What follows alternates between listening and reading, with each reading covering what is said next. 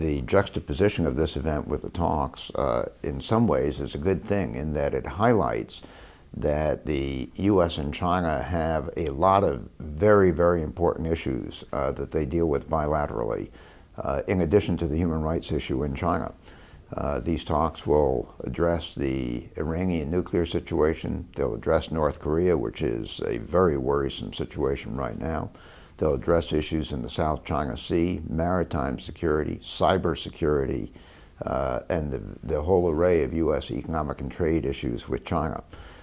Those are all issues that have very serious real-world consequences, both for the United States and abroad.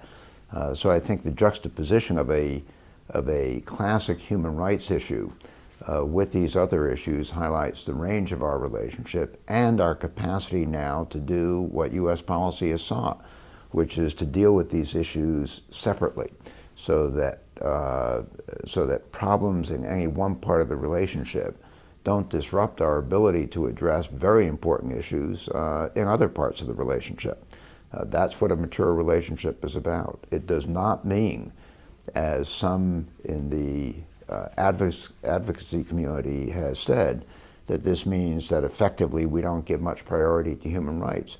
What it does mean is we give priority to human rights, we give priority to nuclear proliferation, we give priority to cybersecurity, we give priority to jobs and economic growth in the United States and how China's economic policies affect that.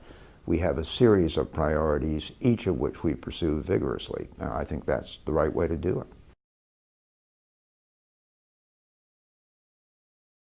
These talks are to provide an opportunity at the highest levels, which is to say on the Chinese side, the vice premier level, on the U.S. side, the Secretary of State and Secretary of the Treasury, to engage their Chinese counterparts on the major issues on our agenda.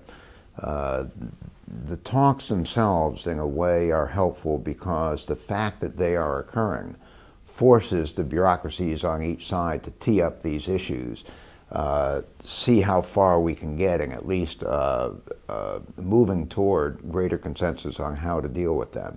So very often, from a media perspective, the issue is the event. But from a policy perspective, the issue more often than not is the preparation for the event. And the event is simply what has forced a set of discussions beforehand. I think that's again the case this time around. I don't expect any major breakthroughs from these talks.